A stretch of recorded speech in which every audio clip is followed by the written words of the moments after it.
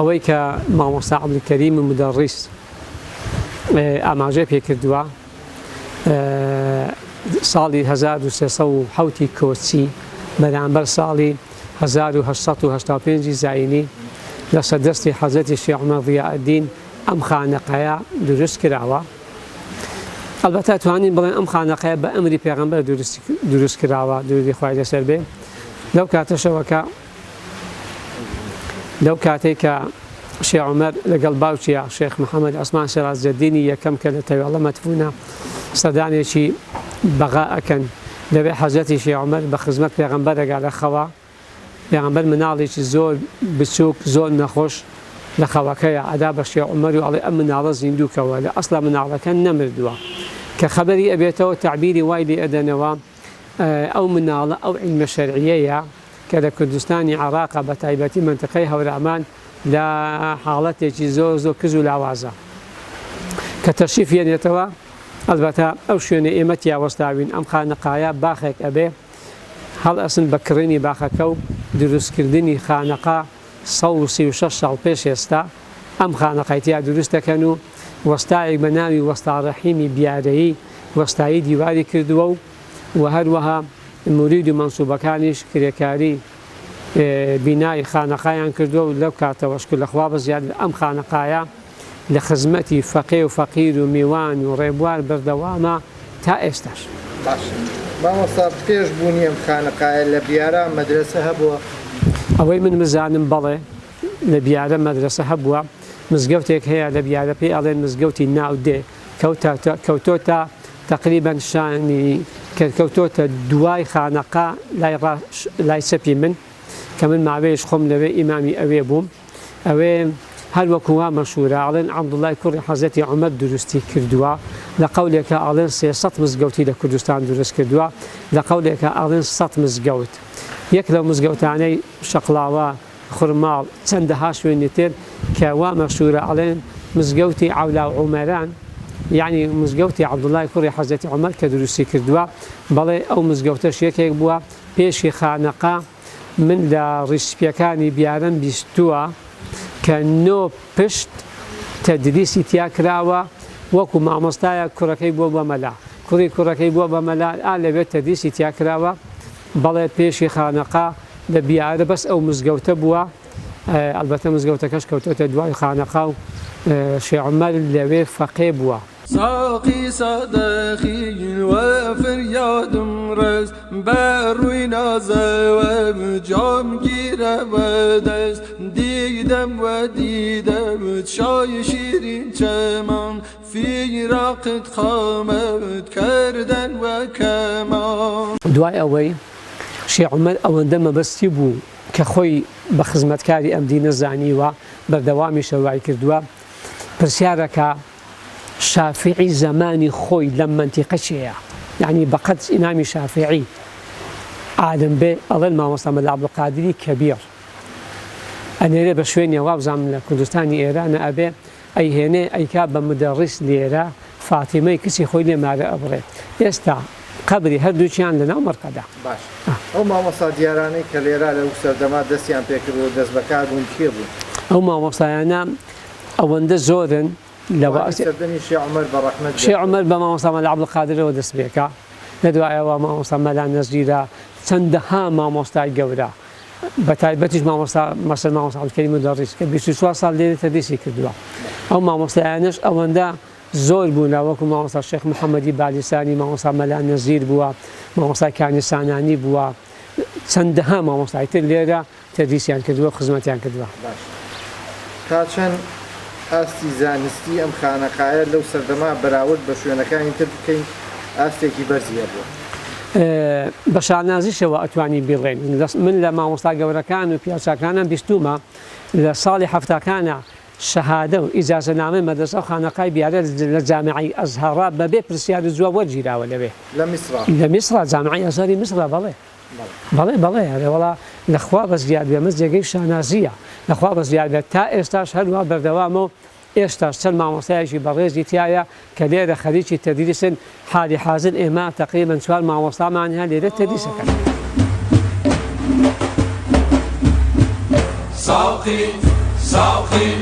ساقي صادقين ساقي ساقي ساقي صادقين آخر سفرن را خیلی دورن منزل به پایان توش ضرورن دین توشه چم میل توشه دل راز توشه گوش منزل و منزل. بۆچی بە بیارە بەم خانەقایەوەن ئەزهەری کوردستان؟ لەبەر ئەوەی مەولەوی تیا بووە. ئێستا کتێبی مەولەوی لە جامعەی ئەزهەرە ئەخوێندرێت. شایانی ئەوەی نییە پێی بڵێن ئەزهەری کوردستان. بێجگەلەوەش لە دوای ئەوەی کە شێخ عومەر ئەمە دروستەکە لە حەوشی خانەقا لە بەردەمی حەوزەکەی ئەو کاتە دانیشتووە هەدیەیەکی لە خەتیبی وتاربێژی مەدینەی منەوەرە بۆ یەت. لە کتێبەکە نووسراوە من مەدینەة المنەوەرە إلى بیارەتی الشەریفە کە شێخ عومەر ئەمە وەرەگرێ و ئەی خوێنێتەوە بەبێ ئەوەی هیچ بکە یەکسەر سوژدەی شوکر بۆ خوا بە. ینی من ئەمە ئەو بکەمە پرسیاریانی پەیوەندی هەبووە لەگەڵ مەرکەزە ئاینیەکانی دەوروبەری خۆی. گەورەترین پەیوەندی لەگەڵ مەدینە و مەککەیە هەبێ و لەگەڵ ئەزهەرا هەبێ. ئێستاش جار بە جار مامۆستاکانی ئەزهەر سەردانی ئێماکەن. بەڵێ یەن بۆ ئێوە ئێڵە ئەناسن و مامۆستا گەورەکانیشیان یەن لێرە تاەن بۆ ئێرە ئێمە منهەجی ئێرەشیان پیشانە دەین و وەلحاصڵ ئەوەی ئەوان بیانەوێ لە مەسائیلا چۆنە خوێندرێت چییە چۆنە لێرە لەخوا بە زیاد بێ ئەوان هەموو متەڵیعی ئێرە. شێوازە دینداریەکە لەو سەردەما کراوە هەمان ڕێچکێ تا ئێستا بەردەوامە ینی بۆ دواوە نەگەڕاوەتەوە بۆ پێشەوە نەڕۆشتووە ینی نەخێن بە دواوە نەگەڕاوەتەوە بەڵکو پێش چوونێکی زۆریشی بینیوە. بەڵێ هەر ئەو منهەجەیە لێرە ئێستاش پێڕەوەگرێ. منهەجی ئێرە چۆنە چۆن مامۆستای مدەڕیس مامۆستا عەبدولکەریم مدەڕیس کە دەستی پێ ئەکا لە سەرەتا بەعزێ حوجرە هەیە لە عەوامیلا دەستی پێەکەن. بەڵام مامۆستا لە تەصیفی زنجانیەوە کە قەواعیدی عەرەبیە و سەرفا ئەم لێرە لەوە دەستی پێ کردووە. بەڵێ بە پێشچوونێکی زۆری بەخۆیەوە بینیوە. بۆ نمونە ئێستا ئێمە لە خانەقا 6 بەشی ترمان هەیە. ئێستا خۆم محاولە ئەکەم بەشێکی تریش لە کەرکووکە بکەینەوە. لەسەر ئێستا بۆ زەمینە پرسیاری ئەوە بکەم. ئێستا سەردەمی جیهانگیری و عەولەمە و فەیسبووک و ئەنتەرنێت و گەشت ینی شتەکان بە ئاسانەگا ئەمە زۆر ئازایەتی تیان نییە. بەڵام لە سەردەمی شێخ عومەر و ئەو پیاوە چاکانەی کە هەبووە تۆ کتێب چاپکردن یا کتێب گەشتن بەدەست زەحمەتێکی زۆری هەبووە. ئەڵبەتە گەشتن بە زانستێکی سەردەمانە زەحمەتی زۆری هەبووە. ئەم پیاوانە لەو سەردەما ئەوەی زانیویانە هی خۆیان بۆیە هەوڵیان ناوە لە دەرەوە کتێب بێن و ئەو عیلمەی دەرەوەی خۆشیان ئیسفادەی لێ بکەن. ئەوانە ئەو مامۆستایانێک کە لێرەم و زۆربەیان مؤەلیف بوون کتێبیشیان داناوە. زۆر بەشیان زۆر باشیان ئەو زانیاری خۆیان بووە کە لێرە خزمەتیان کردووە بڵاویان کردوێتەوە. بەڵێ لە دەرەوە استفادەیان دەرەوەیان کردووە زۆریش. بەڵام زۆربەی لە خانەقا سەرچاوی هەڵقوڵاوە. ئەوەی شێخ عومەر زانیوێتی شتێکی خوایی بووە یان نەخێر خوێندوویەتی و پێگەشتووە. شێخ عومەر هەم شتێکی خوایی بووە هەم خۆشی خوێندوویەتی. ئەو شیعرانێک کە شێخ عومەر دایناوە ئەگەر یەکێکی وەکو مەولەوی و مامۆستای مدەڕیس نەبێ ئاسان لە شیعرەکانان حەڵی نابێ. ئەمەندە شیعرەکانی بەقووەتن. ئەو شیعرانەی دایناوە عیلاقەی بە عشقی ئیلاهیەوە هەم زۆربەیان عیلاقەیان بە عیرفانیەوە کە عشقێکی ئیلاهیە و سەرچاوەکەشی لە دڵەوە هەڵەخوڵە.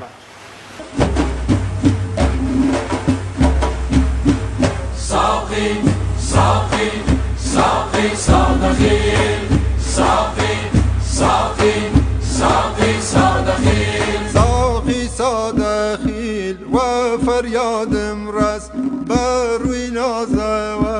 جام گیرەوە دەست دیدەم وە دیدەت شای شیرین چەمان فیراقت قامەت کردن وە کەمان ساقی سادەقی وە فەریادم ڕست بە ڕووی نازە چی لە دوای خۆی بەجێماوەکو نووسرا نووسراوێکی زۆری بەجێماوە ئەو لەوانە بزەبت من سەرچاوەکە عینوانەکەیان نازانم چۆنە بەڵام زۆر ماوە مامۆستا شێخ موحسین خواجەزای بەخێری بداتەوە کتێبێکی تایبەتی داناوە لەسەر ژیانی حەزەتی شێخ عومەر ئەتوانن بۆی بگەڕێنەوە و شتی زۆر زۆر زۆر سەرسوڕهێنەریشی تایە من خۆم بە خەو هاتوومەتە ئێرە بەڵام بە خەوی کوڕی شێخ عومەر هاتووم کە شێخی عەلادینە ئەکرێ بۆمان باسکەی 30 ساڵ پێش ئێستا وەکو هەموو فەقەیەک حەزم ئەکرد هەموو فەقەیەک ئاواتی ئەوەیە بچێتە لای مامۆستایەکی زیرەک من نەمەزانی من لە شەقڵاوە بووم من خەڵکی شەقڵاوەم ئەمەی ئەڵێم 30 ساڵ پێش ئێستەیە بە خزمەت حەزەتی شێخی عەلادین گەیشتم لە خەودا بەڵێ بەڵێ بڕۆ بۆ بیارە نەمەزانی بیارە لە شوێیە نەمەزانی بیارە لە زاخۆیە نیان لە هەورامانە بەڵام بیست بووم شوێنێکی بەناو بانگا کە هاتم جا خەوەکەم شتی زۆر عەجیب و غەریبیشم تیا بینی و هەروەها هەر لە خەوێکی تریشمە حەزەتی شێخی عەلادین من لە مزگەوتێکا بووم لە دەشتی هەولێر فەقێ بووم شەوی جمعە بوو لە خەوەکەشمە شەوی جمعە بوو بەس من لە مزگەوتا بووم قورئان مەخوێن ئەمە خەوەکەی من بەس بەتەنیا لە مزگەوتی ئەولادەیەشا بووم نەفەرێک ناوی غازی بۆ گەنجێک خۆت ئاسایی بە پەلا دەرگای کردەوە هات و نامەیەکی لە پێش دانا ئەمە خەوە ئەیڵێن منیش قورئانەکەم وەلانە نامەکەم خوێندەوە یعنی ئەوەکەی کە لە نامەیان نووسراوە ئێستا من خۆم بەم چەند خەوەی کە بینیمە ژیانی خۆم لەسەرەوە بنیات ناوە و بەوەشەوە بەڕێوە ئەچم هەر کاتی دڵم ناڕەحەت بێ بیر لە یەکێک لەم خەوانە ئەکەمەوە باشە قەنەعەت بێ یعنی لەوە ئەچێ خۆشیەک ڕوون تێ ئەکا خۆشم نازام لەکوێوەیە بەم خەوە بەڕێوە ئەچم بەو خەوانە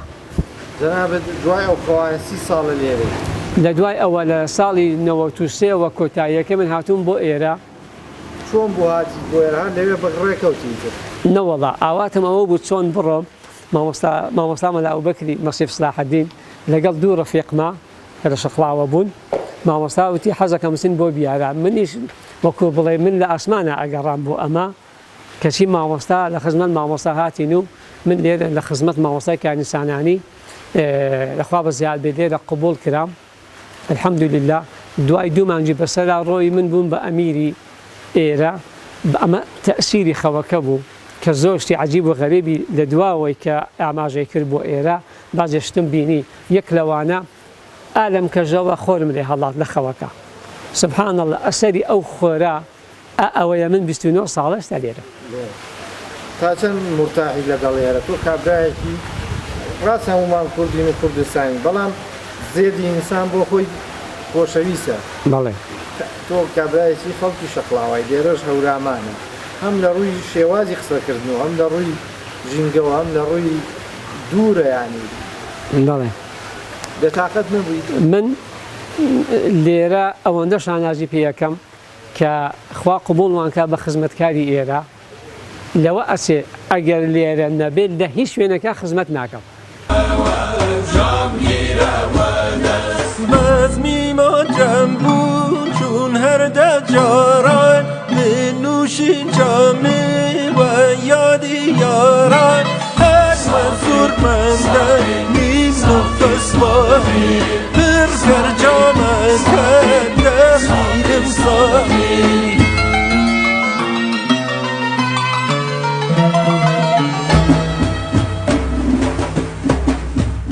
من ناوم گەیلان محەممەدە خەڵکی شارستگەی قەڵازێم لە 2002 لێرم 12 ساڵە لە خانەقای بیاری شەریفە مامۆستا جەناب پێم وایە لەگەڵ خوێنی فەقێتیە ئیشی خواردنیش ئەقەی لێرە بۆ فەقەکە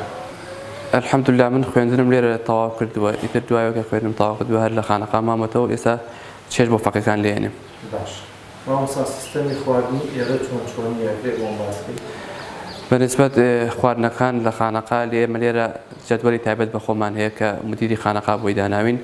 هەر ڕۆژە و هەر ژەمە و خواردنێکی تایبەت دروست دەکرێت بۆ ژەمە. هەر جەنابتی لێ تەباقیە ستافێکتانەیە و بۆی شەرانەکەی وڵاهی هەر خۆ من بەسی تر فەقیەکان هاوکارمە بن و یارمەتی دەرم لە ڕەمەزانە تۆی تایبەتمەندی تریتایە کە لێرە هەموو ئێوارەکەم و بەربانبێک گۆشت ئامادە ئەکرێت ئیتر هەر ئێوارە و جۆرە گۆشتێک ئامادە ئەکرێت گۆشتی مریشک و گۆشتی بەڵێ ئێوارەی وا مریشک ئامادەکەی وا گۆشتی حیوان ئامادە ئەکرێت. مامۆستایەوە خواردن بەس بۆ خۆتان دروستەکەن یا خەڵکی تریش لێ خوا بۆ هەر کەس بێت توانێت بێنام خوارێت نەقل لێرە خواردن هیچ فەرق ناکرێت هەم بۆ فەقێ و هەم بۆ ئەو کەسانێکی هەن سەدانی خانەقاکەن هەم بۆ فەقیر هەم بۆ ڕێبوار هەم بۆ زیارەتکەرانی خانەقا ئێمە لە خانەقا سفرەدا ئاخەین هەم لە ڕەمەزان لە غەیری ڕەمەزانیشە خەڵکی لەسەر سفرەدا ئایشێت و ئێمە خواردنی پێدەین. باش مامۆستا بێگومان ئەم خواردنانە خەرجیان هەیە پێویستیان هەیە ئەو خەرجە خێرخوار سەرفیەکە چۆنیە بەنسبەت خەرجیەکانە و لێرە خانەقای بیارە چەند باغێکی یەکەوە داهاتەکەی گەڕێتەوە بۆ خانەقا لە خانەقا سەرپەقرێەوە لەگەڵ ئەوەش خەڵکی خێرخواز یارمەتی خانەقا ئەدات شتێنێ بۆ خانەقا. مامۆستایەوە بەس لە ڕەمەزانە خواردنتانە یا لە ماڵەکانی تریشە بەردەوام ئێمە لە ڕەمەزان لە غەیری ڕەمەزانیشە دائیم خواردن ئەدەین بە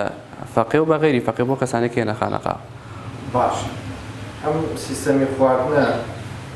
تازە داهاتوە یا هەر هەبووە لێرە بەنسبەت ئەو خواردنەوە لەوەتی خانەقای بیارەکە دروست بووە لە دەستی شاع عومەر دروست بووە تقریبان 135 ساڵە لەگەڵ مێژووی خانەقا ئەم خواردنەشی لێگەڵا بووە لەو کاتەوەی تر خواردن دراوە هەر بە فەقێ و هەم بە غەیری فەقێش. ساقي ساقي ساقي صادقي ساقي ساقي ساقي صادقي ساقي صدخي الوافر يادم رس ساقي صدخي الوافر يادم رس باروي نازا وجام جيرا ودس باروي نازا وجام جيرا ودس ديدم وديدم شاي شيرين شمان في راقة قامت كردن وكمان ئێستا ئێمە لێرە تقریبا ئەوەی لای من نووسراوە کە فەقەکان لێرە ثابت بن نزیکەی تا 50 فەقەی تایە ئەوانەی کە لێرە فەقەی بیارە بن بەڵام حاڵی حاضر هەمویان لێرە نین عادەتەن کە مانجی ڕەمەزان دادێن زۆربەی مامۆستاکان فەقەکان مامۆستاکان نا ئەوانەی کە فەقەین ئەچن مەلایەتی ڕەمەزانەکەن یان ئەوەیە کە ئەچنە ماڵەوە چونکی لە ڕەمەزانە تەدریس نییە لەبەرەوە کە تەدریس نییە بە شێوەیەکی منەظەم نییە واتە ینی وەکو تر خۆیان لێرە قورئانە خوێن و دەزە هەر کەسێکیش لە فەقەکان لێرە ئەمێنێتەوە بەڵێ ئێستا چەندەها فەقەیتیایە حالی حاضر لەوە 30 دانە لەوانە مابێ لێرە بێزگە لەو مامۆستا بەڕێ مستەعیدا میوانانێک کە لێرەن لە واسی هەمویان تا 50 بڕوایستەش. پرسیارێکمێ جیاوازی مانگی ڕەمەزان لە خانەقای دیار لەگەڵ مانگەکانی ترا چییە؟ ئێوە چیەکەن جیاواز لەوە لە مانگەکانی تر؟ چۆن ڕۆژەکانی ڕەمەزان بەڕێەکەن پێمان بڵێ. بەڵێ ڕۆژانی ڕەمەزان هەر وەکو مزگەوتەکان و مەدرسەکانی ترا بەڕاستی بەڵام وەکو بڵێ بەڵێ لە بەعزی شوێنان نان ئەدرێ بەڵام بەعزی شوێن لەوە ئەسێ هەر لە مانجی ڕەمەزانە ناندانی تیاابێ بەڵام لە خانەقا 12 مانگە ساڵ نانی تایە لەخوا بە زیاد بێ ئەمە یەک موقعی خانەقا نەوعێک هەڵکەوتووە مەسەر ئێستا لەخوا بە زیاد ئێمە لە خانەقا لە خزمەت سێتاڵەمووی ڕشی پێغەمبەریشین توی خوای لەسەر بێ ئێستا وجودی هەیە لەبەرەوەش کە شوێنێکە کە لەسەر پاچیا دروست کراوە شێخ عومەر ئێمە لە خانەقا لەسەر یەک قەولی شێخ عومەر لەسەر هەموو قەولەکانی ئەڕۆی بەڵام زۆر خۆم سەرسام و معزیمم بەو قەولەی کە ئەفەرمێ هەر کەسێک ڕووی تێکردن خزمەتی بکەن نانی بدەنێ پرسیار لە دینەکەی مەکەن هەر ئەم ماوەیە من خۆم لەگەڵ کۆنسوڵی فەڕەنسا بەخوا لەسەر سفرەیەکە نانمان خواردە ئالۆ خانەقایە ماوەیە پێشتەستە پێشی ڕەمەزان مەبەستم چەندەها نەفەر کە لە دەرەوەی وڵاتیان بۆ ئێرە ئەسڵەن ئێمە پرسیار لە دینەکەشیان ناکەین و بەو شوێنەی بەو شێوەیە کە شایانی خۆیانە خزمەتیشیان نەکرێت شەوانە تەراویح حەکرێەوە بەکە لێرە بەڵێ ئێمە لێرە 20 ڕکعات تەراویح حەکرێ لەگەڵ سیانی وەترەکە ئەمە 23 هەموو ساڵێک لێرە بەرنامەی ئێخانەقا ئاوایە بەڵێ شەوی 27 زیندوو ئەکرێتەوە لەوە ئەسێ خەڵقێکی زۆر ڕۆژمان تێ بکات. ساقي ساقي ساقي صادقين ساقي ساقي ساقي صادقين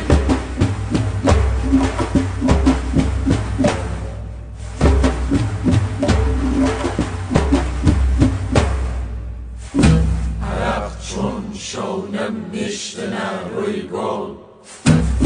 تر کردن تا تای تو را گی سنبل نامت چون اوراد سکوه واران موانوش و گرم نپای دیواران